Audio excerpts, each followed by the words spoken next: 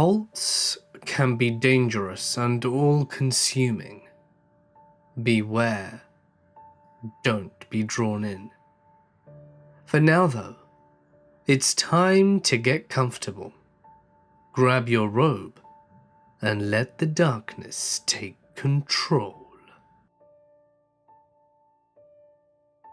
My parents decided to attend a Christian church that was very much a cult when I was 3 and my brother was 5. As far as I can recall, my dad only attended a few times. When I was to start kindergarten, they also enrolled us both in the private Christian school which was associated with the church.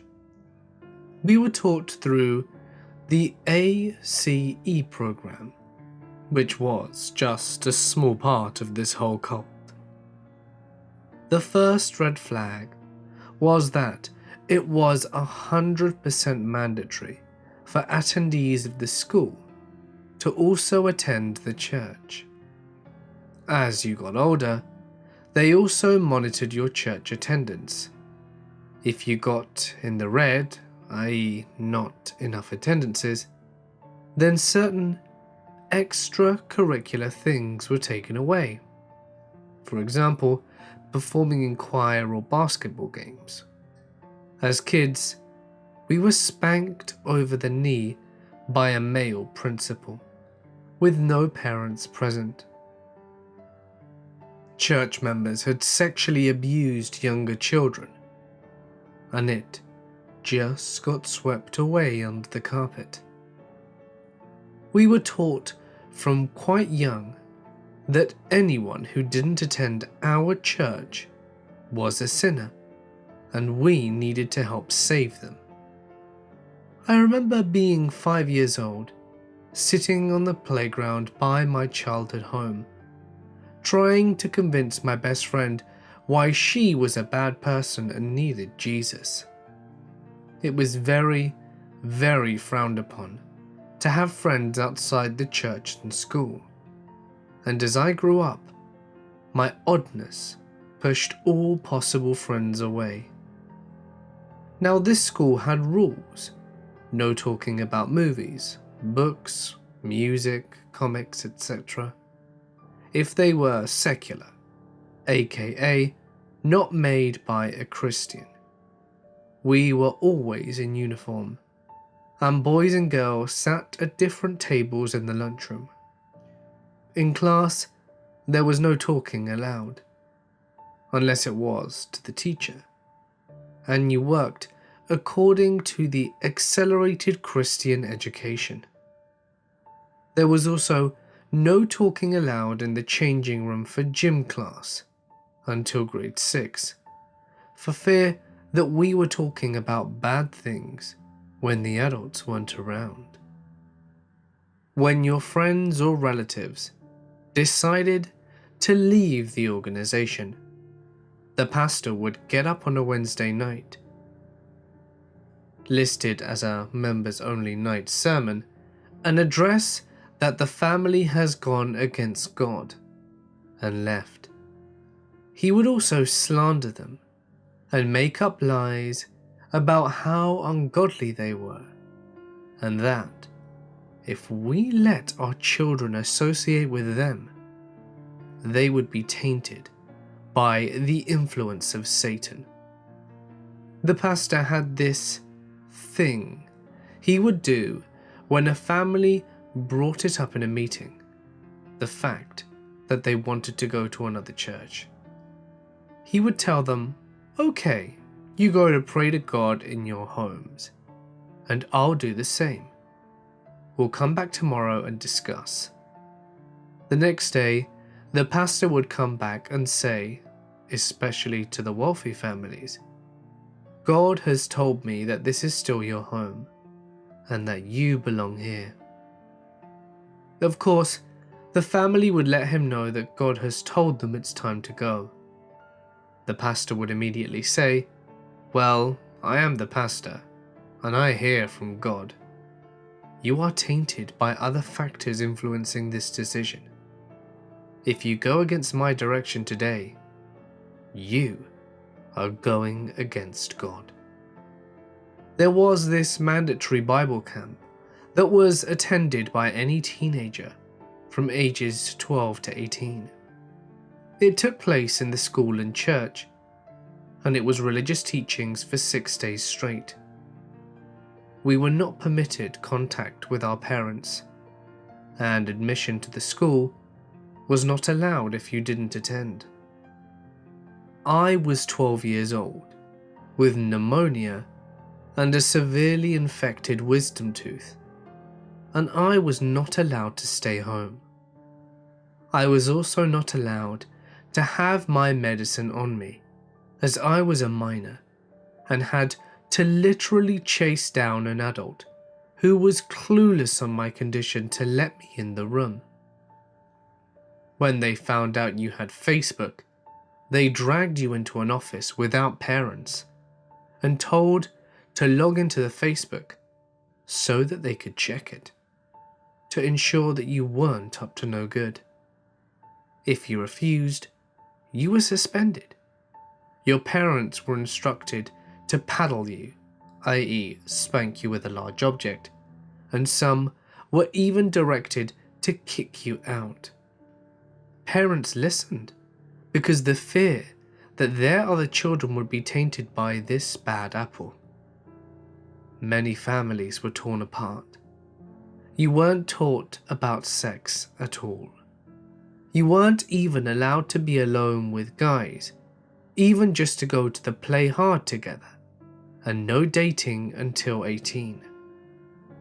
That is when you were deemed old enough, and you had to ask the pastor's permission to date the person and immediately attend counseling sessions to help you grow towards God together. You needed the church's permission to marry, and most were informed that they were getting married less than a year into dating. When you started grade 9, you had to sign a contract that you would attend Bible college after graduating high school. If you didn't sign it, your life was made hell. You were pulled into meetings, counseling sessions, suspended, and if you didn't follow through the same thing, but instead of the suspension, your parents were told to outcast you. There's so much more, but it's been 7 years since I left, and I'm still broken and torn over all we went through. My mother was so naive, and she let us be manipulated and abused because she knew nothing else. We left after many members had already faced the wrath of your whole community and world being torn apart. A lot of truths about the financial lies and lies about other members were brought to light. We left because of the way they manipulated us, our family, and my brother, which is a whole nother story. And we left because my parents finally got just how screwed up the place was. I only survived because I learnt to live a double life. When I was 9, I told my friend that the walls have ears. Nothing you say is safe. I sheltered the sacred parts of me and only let them out in the dark from ages 9 on. But even then, I was brainwashed so badly. I grew up believing that everyone outside of this organization was bad, and I needed to be saved from them. We weren't allowed to wear makeup or paint our nails until grade 9, and all outfits worn, even to church, other non-school events, had to fit into the guidelines given. You were to act godly 100% of the day. If you even tried to stand up for yourself, you were hurled into the principal's office. I remember when I was assigned my counselor. She was a 26-year-old new mother who had just married her husband. She would assign me Bible verses to read, and I had to come up with insightful things to say about how it changed my life. I found out a new session in that my best friend told her something in confidence. We were told the room was a cone of silence, but it got told to 3 female elders and the pastor's wife. The next day, she didn't show up to school and was suspended for a week.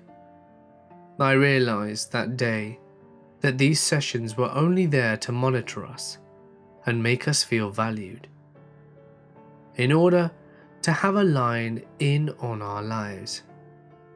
I used to think to practice diverting this onto things about her life and how her baby was. I wanted to make sure I never let it slip what my life was like outside the organization, for fear of the repercussions. I was in a cult when I was a teenager. What was weird is that it wasn't one of the typical ones. It was just a Christian church, but ran like a cult. Here are a few rules. Children had to attend their school to avoid corruption, temptation, and science. Oh yes, science was evil. No care should be given to appearance to avoid vanity or sexuality. This included jewelry, hair products, and even perfume. Girls should not talk to boys or men without other people present, lest we tempt them to sin. All music must be glorifying God, or it cannot be listened to. You must donate 20% of your income.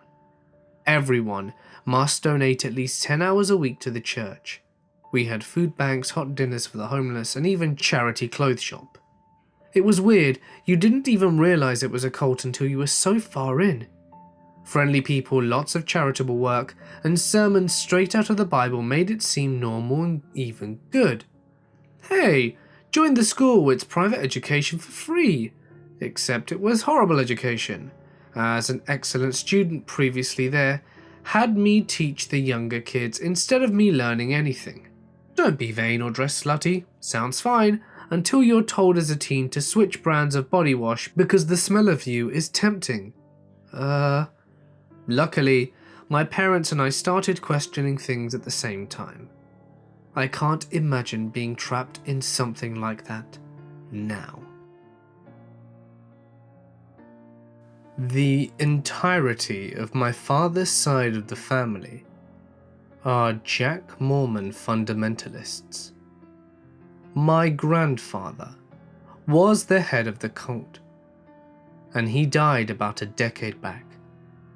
But my grandmother now heads it as the matriarch.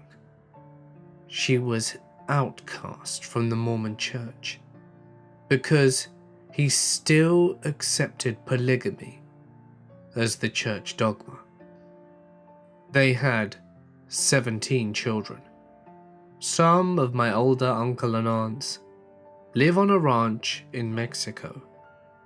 Most homeschool their children. They use corporal punishment. I didn't know much about it until I stayed with my father one summer on my uncle's ranch in Utah. He has 3 wives and a lot of children. Mostly, we were left to our own devices and helped do chores. I ended up letting Dad baptize me and my brother and told my mum about it. She was pissed off, and I didn't really get why until later.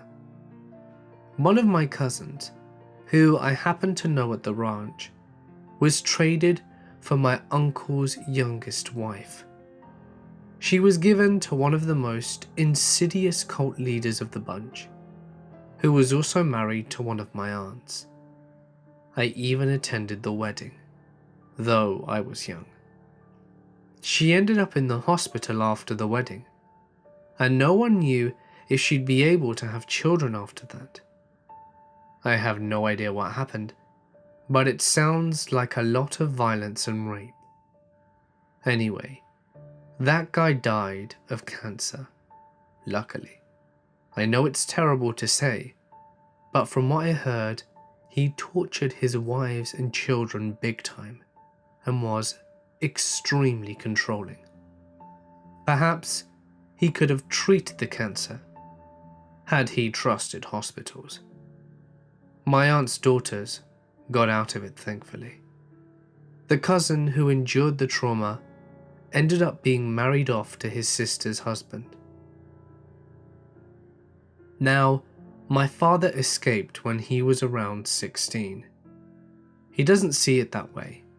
The programming was pretty harsh, but he left to work on his own as a carpenter, a fairly common family trade.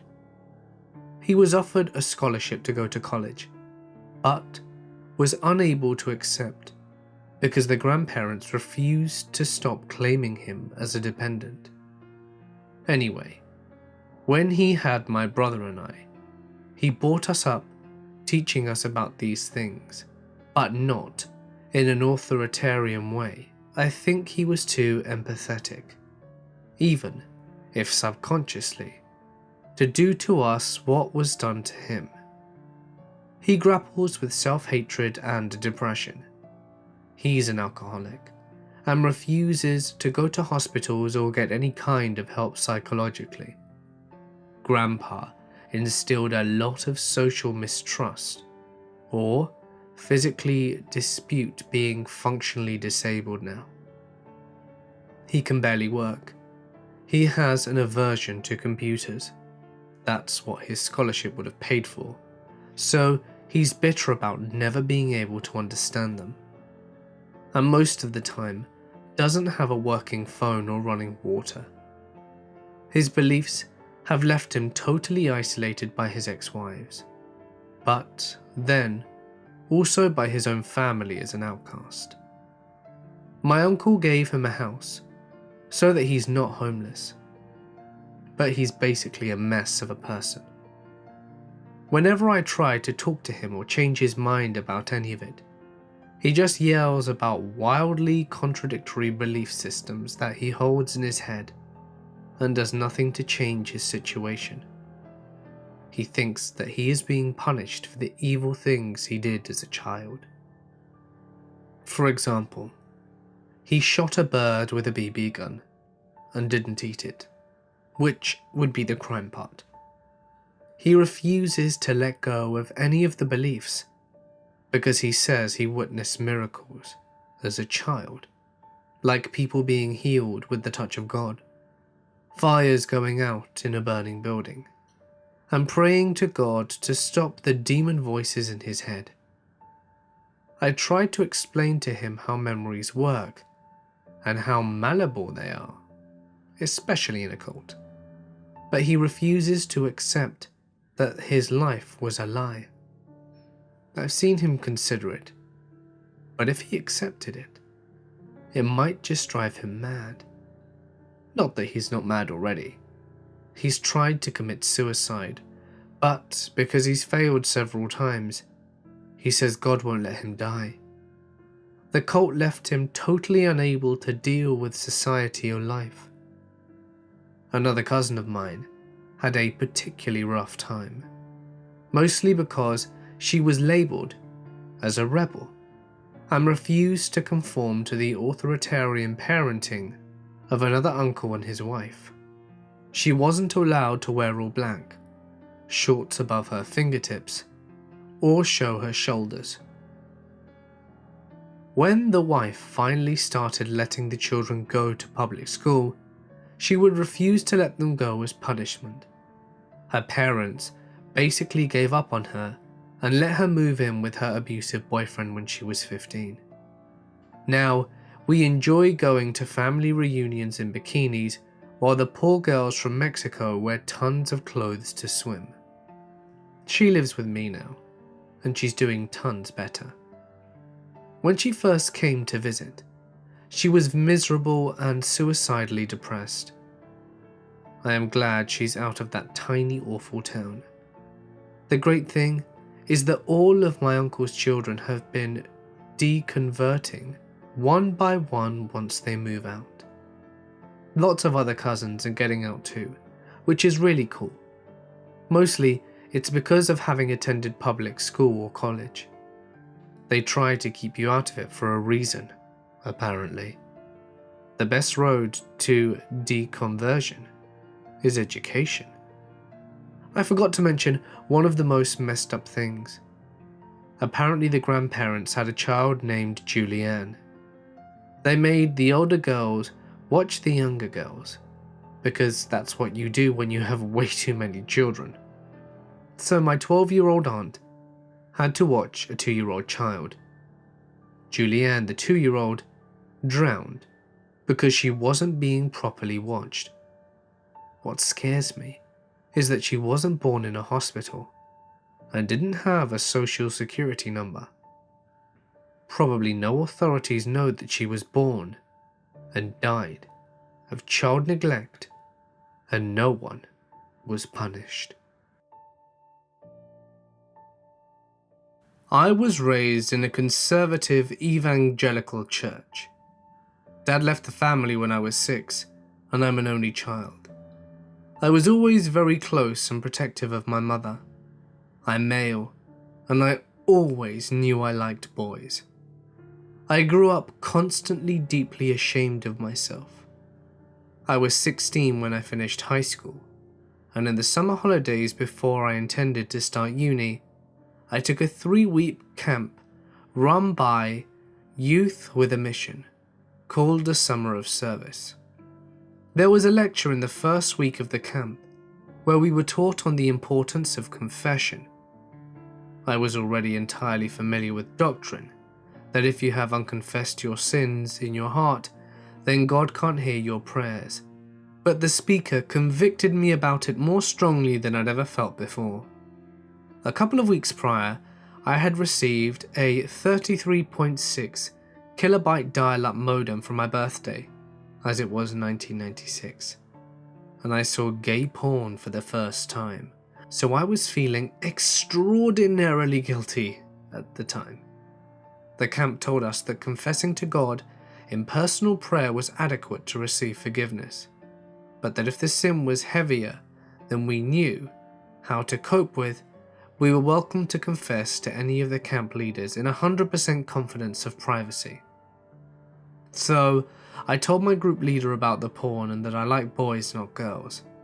He told another group leader, and they told the camp leader, who fed this up the chain to the base leader, who told her husband, and next morning, I was sat down with a meeting with all 5 of them. They told me it was their moral duty to help me heal from my homosexuality. And the best way to accomplish this was for me to join YWAM full-time. I was reticent to even consider giving up my plans to study computer science at university. I was told that a secular university would corrupt me, and I would end up openly gay and in rebellion to Christ. I genuinely wanted to be straight, and to do what was right with God. So I wanted the help they were offering. Ultimately, the kicker was that they said if I didn't agree to do a discipleship training school and join YWAM, then the base leader would be compelled to tell my mom about my same-sex attraction. I couldn't bear how it would hurt her, and so I gave in and joined. That's when they started the first 11 exorcisms performed on me over the next 4 years of my ex-gay therapy. They were brutal, horrible ordeals, and they were terrifyingly real. One of the more challenging aspects of deprogramming my lifelong Christian indoctrination, when I eventually left therapy, and the church was coming to terms with just how convincing real demon forces had apparently demonstrated themselves to be in my experience. At first, when my worldview had motivated past the almost comical biblical interpretation of angels and demons, but not yet abandoned all sense of spirituality, I rationalized that the seemingly supernatural aspects of what happened.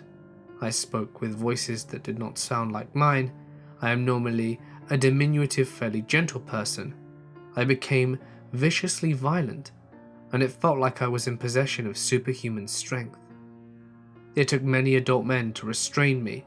My vision turned blood red, and I genuinely felt suspended, while other forces, personalities even, controlled me internally, like a puppet, as being the spiritual manifestations outworkings from efforts being made to essentially rip part of my soul.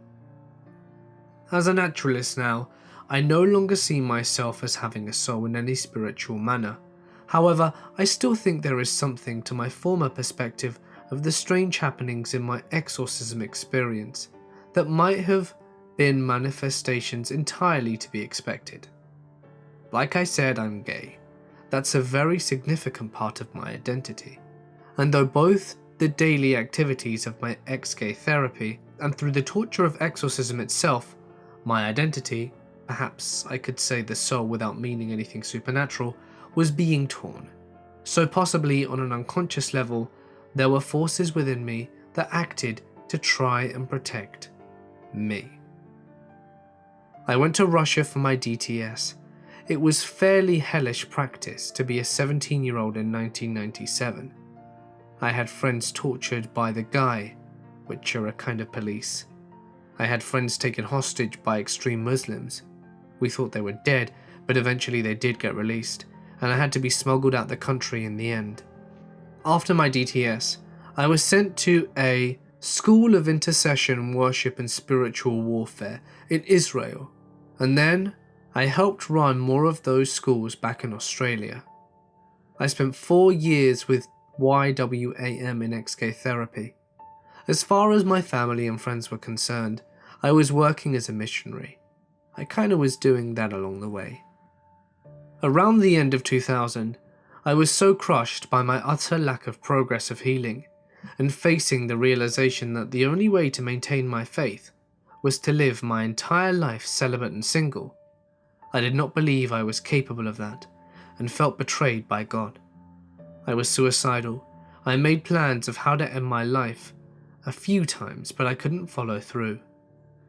Finally, one day, I told my base leader I was having doubts and we started arguing. It went badly, and within the hour my bags were packed for me, and I was escorted off the base and told to go away. 4 years and it was over just like that. I went home for a few months, but when I started to come out of the closet, my mum kicked me out of the home and made me excommunicated from the church, where most of my friends and family went. So in early 2001, I ran away to Sydney and started living my life, my way, and for myself, for the first time ever. It was incredibly terrifying and liberating at the same time. I still feel damaged by everything I went through, but I'm happy with myself now, and I'm glad at least for what I learnt about life through it all. Now, they call themselves American Buddhists. It was a cult led by the late Frederick Lenz Jr., aka Atmanandana, aka Zen Master Rama. No actual relation to Buddhism.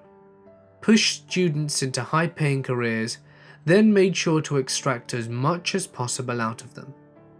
Back in the early days of the internet, I started asking about online about him. He caught wind and called me out on the carpet, with his bodyguards in full force.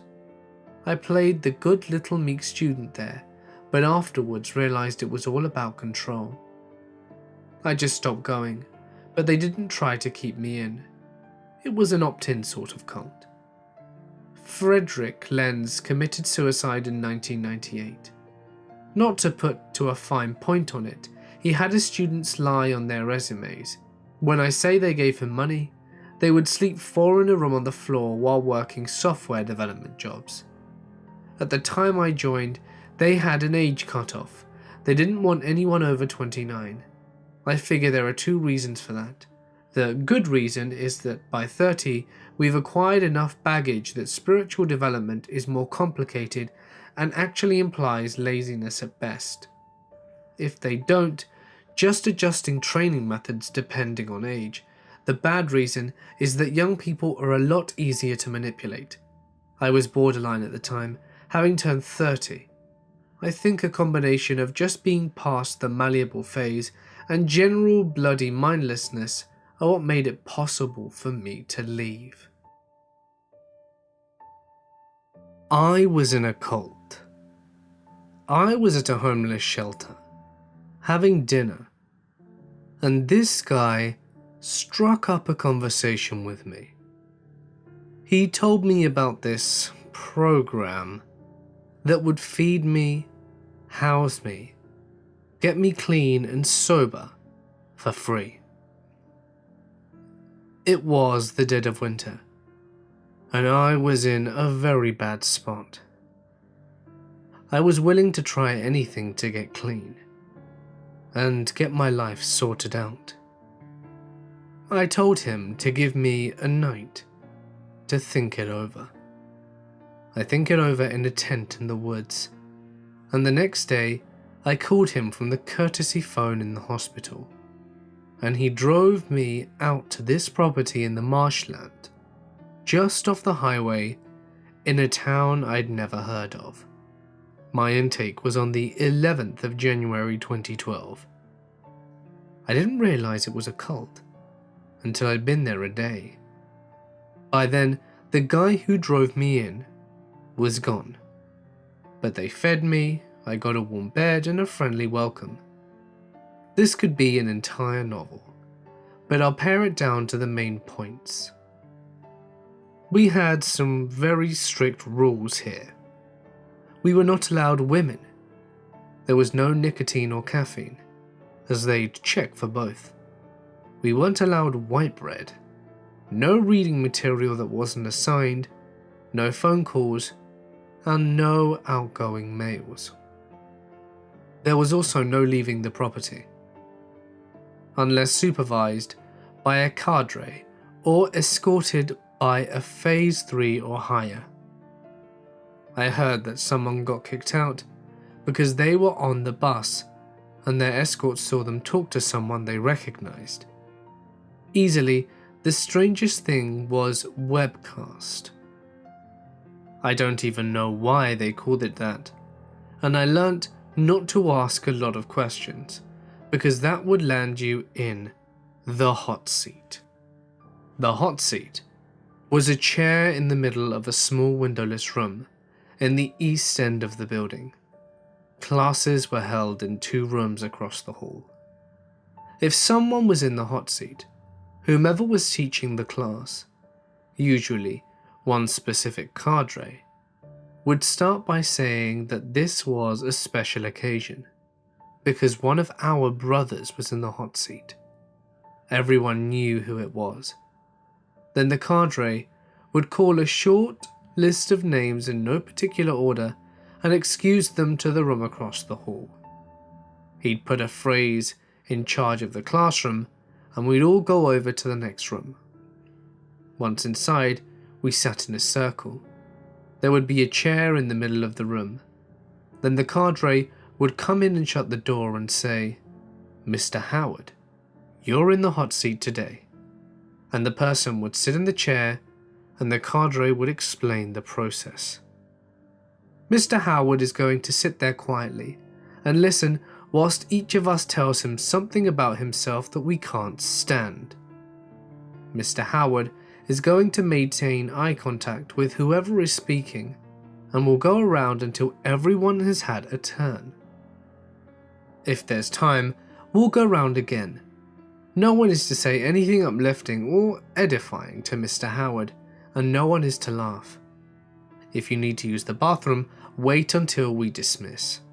The rule was no laughing, but it still happened and the cadre let it slide, as even cults have a sense of humour.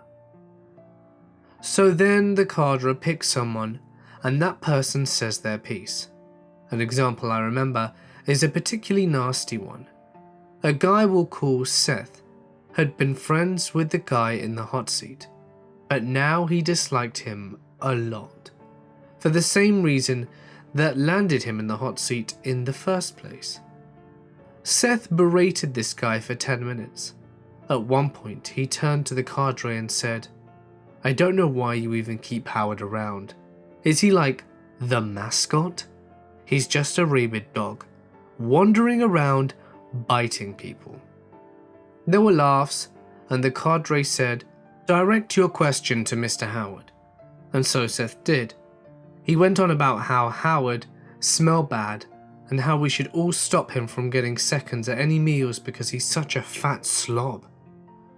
The hard part is watching the guys who are genuinely very nice have to sit there and say something hurtful to their friend. That happened with Howard. Just about everyone hated him, but this one guy. And when it was his turn, he told him that he hated being roommates with him, and a bunch of other stuff, and Howard cried. When he put his hands up to cover his eyes, the cadre said, "Maintain eye contact," and Howard had to look at his friends with tears and snot running out of his face. It was pretty awful. I honestly think a moderate beating would have been less painful for everyone involved. By the end of the hour, the room has actually cooled down a bit, since everyone got out all the shit they had to get out. And as bad as it was, everyone who was in the hot seat would later say they felt a lot better after it happened. There was generally someone in the hot seat once a week, even people who weren't red, yellow, or orange. But anyway, back to Webcast.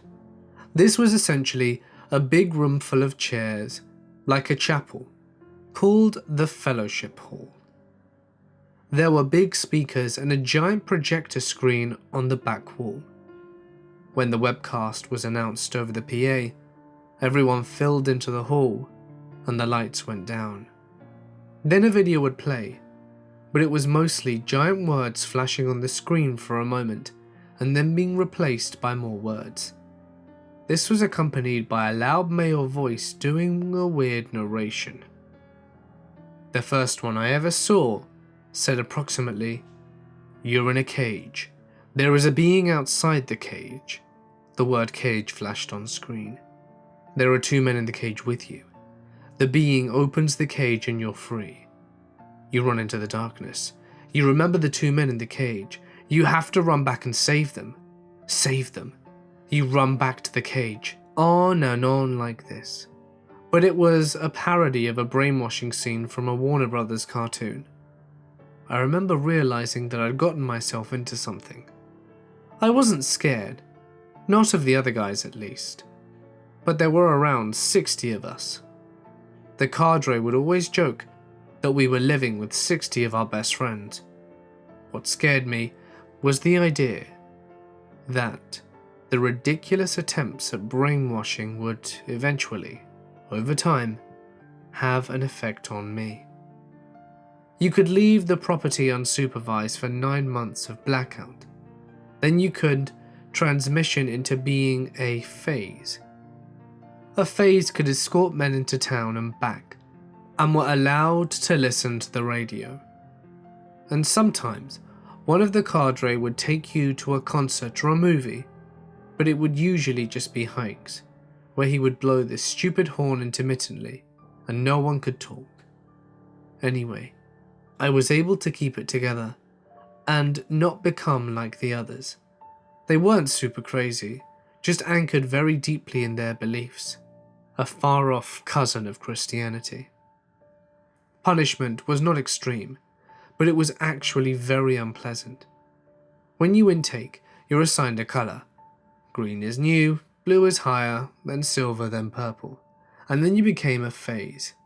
If you messed up, you were a yellow, and you lost privileges. No seconds during meals, early bedtime extra chores. It went all the way to red before you got kicked out. But orange was the worst. If you were orange, no one was allowed to talk to you at all. And you had to spend an hour in the hot seat. Like I said before, I'll spare the bulk of the story. I was in the program for a year. I never saw the guy who brought me there again. I was in transition for 3 months and had just become a phase when I got kicked out. The exit was pretty straightforward. You were escorted out in one of the vans, and you couldn't get anything from your room, and were driven into town where they would just drop you off and leave. No one was allowed to talk to you, or they would be exited too. Then you were on your own, in the middle of nowhere. Saying this, I'm still surprised that I entered and exited a cult, but I'm still clean and sober, and have a much better life now. So I guess it was worth it, and at least I got a couple of stories to tell. It is obviously not the worst cult that you can go to, but still, not everyone makes it out, and that's something that you have to keep in mind. I met a guy in Seattle back in 2006. Wish I could remember his name. He was a hardcore punk and always wore a kilt. Anyway, he told me about his experience in a cult. He was kind of weak-willed. If you said pretty please, he would do just about anything you wanted. So it didn't surprise me. Not sure how he ended up getting recruited, but what I do know was what life inside the cult was like. They ate nothing but rice. I mean, nothing but rice. And small portions too. If you're malnourished, you're more susceptible to suggestion and too weak to fight back. Sleep deprivation was also a mainstay of the cult. New members were deprived of sleep to break their minds and spirits. They also had a noise room. They played loud noises through a speaker and had incredibly bright lights. This was used as punishment for transgressions. My friend said he was never put in the room, but heard about it. I forget what he said the cult was preparing for, possibly a comet alien invasion, or just good old-fashioned end of the world. He said that almost all of the time in the cult was spent in the barn, where he and other cult members would sew wallets to sell to fund cult activities and their lawyers. They did have a team of attorneys, and just like that King of the Hill episode, they would use them on whoever badmouthed them or tried to rescue a cultist. His parents ended up hiring a PI who straight up kidnapped him one day when they were in town selling wallets. I mean, van pulls up, door slides open, he gets tossed in, tied up, bag over his head, the works. They took him somewhere for another re-brainwashing. This is the part that always struck me. The unbrainwashing techniques are really the same thing the cult did to him, except teaching him to hate the cult instead of love it. The part of the story that always struck me was how normal he was after it all. The guy lived in a barn with 30 people sewing wallets, eating nothing but rice and hardly sleeping, having no contact with any other members of his family. And none of it struck him as odd.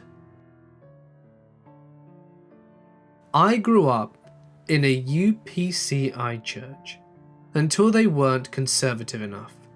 So our church decided to leave the organization and only associate with other extremely conservative Pentecostal churches. For example, we weren't supposed to fellowship with anyone who didn't have the same holiness standards as us. Examples of these standards: women weren't allowed to cut their hair, wear pants, makeup or jewellery. No TV was allowed or internet in your homes. Men couldn't wear shorts, and everyone had to wear long-sleeved shirts. Certain reading materials were prohibited, no alcohol was allowed to be consumed, and any music that wasn't suitable for Sunday morning service wasn't allowed to be listened to, period, including contemporary Christian music. Some people weren't even supposed to communicate with their family members. I left eventually, after learning about the cult, and about science, history and religion and archaeology at college and online. I also learnt about sexual abuse, embezzlement, emotional and other physical abuse that had taken place over the years at the church. After confronting the pastor, who may never be questioned about such matters, I was pretty much excommunicated for 2 years. I've been doing better since then, but I still suffer for having been brought up in a cult. I managed to also rescue my sister from there a few months ago, and we're much happier now. I still lost a lot of my friends, but I've been able to make new ones. I'm now more agnostic than religious. I accidentally joined the World Mission Society Church of God, which is a Korean cult that believes in a man named Ahn Sang-hong as the second coming of Christ, and the current leader is a woman who he selected as his spiritual wife. Typical lavish affections and gifts at the beginning of the process, and slowly they start to infiltrate your life. Once I realized it was a cult, they left out a lot of the details in the beginning and started slowly letting on. I started to distance myself. It was very hard because a few of them had become really close friends to me. Certain members followed me to my school building and waited for me outside my classes. 2 of the girls called me crying, begging to go to heaven with them. It was so tough to say goodbye. They really believed what they were preaching. Then I moved to the States and only received an occasional email from them. They still reminded me of my life number, just in case I ever wanted to go back to a church in my region and need to fill out any forms. A life number is what you receive the first day when you're baptized into their cult. The organization received an award for philanthropy from President Obama a few years ago. Genuinely kind people, always helping the poor, needy, doing volunteer drives, etc. Huge presence in poorer countries in South America. They also have expanded pretty extensively in Southeast Asia and China. But I ain't about that cult life. On the bright side, if it turns out that Ahn Sang-hong really is the second coming of Christ, I still remember the prayers and shit, so I'll be all good, I guess. I was in a cult called True Jesus Church, or the TJC. They are nice and loving people. However, it is the teachings that is all wrong. They have deviated from the mainstream Christian teachings and claim that they are the only true church that saves. All other churches are false because they do not follow the truth as they claim. However, being a member in that cult for many years, I have seen the cracks of their lofty claim of truth is nothing but an excuse of superiority complex. Likewise, it attracts people of the same personality to it. Those who want to control, and those who are willing to be controlled based on fear, not questioning the authorities of the so-called truth that they preach. For me, I am the submissive sheep taking in the poison that they preach every Sabbath Saturday, to the point of falling asleep in sermons, which, if you look around during a TJC sermon, many of their members are sleeping disciples too. The defining moment is that I woke up to their poisonous teachings when I realized that they do not follow what they preach. It is when I realized their truth is merely good in the pulpit, not in daily life. On one hand, they preach to look for your soulmate within the church, not other churches or non-Christians. On the other, they allow couples that seek their companion outside of church to hold holy matrimony in the church. And after they say it's okay because we'll baptize them. I do not agree. Is it alright if the brother or sister have gone through the baptism for the convenience of marrying? Has baptism become a tool? What kind of truth are they preaching? Thank God for allowing me to experience this episode in my life. in order to see how true the True Jesus Church is. Sadly, many members do not see or feel what I feel, and most of them are still sleeping. They think that as long as the issue doesn't affect them, it'll be alright, because most of the adults are already married before coming into the church, and their youths are not really holding fast as to teachings, except for foolish youths like me who innocently, with a childlike faith, believe in the truth they preach. After I decided to leave the church, I got the opportunity to compare TJC to mainstream churches. It was hard leaving, because you are constantly haunted by TJC poisonous teachings that are ingrained in your mind. You will lose salvation because there are no other churches that save you except ours. You won't be able to find the true church out there. Only the TJC will save. It gives distress and fear and helplessness for those thinking of leaving the cult. Finally, I said enough is enough. I'm here and I'm free from their bondage. I researched other mainstream church doctrines and TJC doctrines and found out that many of their teachings are fundamentalists, i.e. believe word for word in the Bible. For example, they only baptize with head bowed down in living water, i.e. moving water, not still water or tap water. So to a TJC member, if you don't baptize in the manner their church says, you're not saved because you do not practice the truth.